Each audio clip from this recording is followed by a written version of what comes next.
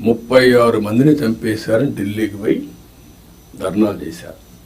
మేము అసెంబ్లీలో అడిగాం, ఆ 36 పేర్లు ఇవ్వండి. 36 మంది చంపేసి ఎఫ్ఐఆర్ ఉంటుంది కదా, ఆ ఎఫ్ఐఆర్ ఇవ్వండి, నేను యాక్షన్ తీసుకుంటా. ఇంతవరకు ఇవ్వాలి. అంటే రాజకీయాలు కూడా మారాయి. ఆ విషయం మీరు గుర్తుపెట్టుకోవాలి. రాజకీయ నాయకులు పేపర్ పెట్టుకొని, టీవీ పెట్టుకొని, సోషల్ మీడియాలో తప్పుడు ప్రచారం చేసి గవర్నమెంట్ని సెబటైజ్ చేసే పరిస్థితికి వస్తున్నారు. ఇది అన్టాలరబుల్.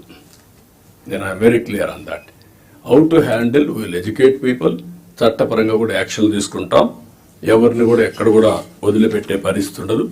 ఆ విషయం మీరు గుర్తుపెట్టుకోవాల్సిందిగా నేను కోరుతూ, ఇది మీరు నోటీస్ చేసుకోవాలి. ఎంత పని చేసినా, కష్టపడి పని చేసినా ఆ ఫలితాలు రాకుండా విష ప్రచారం చేయడం మొదలు పెడితే మనకి ఇబ్బందులు వస్తాయి.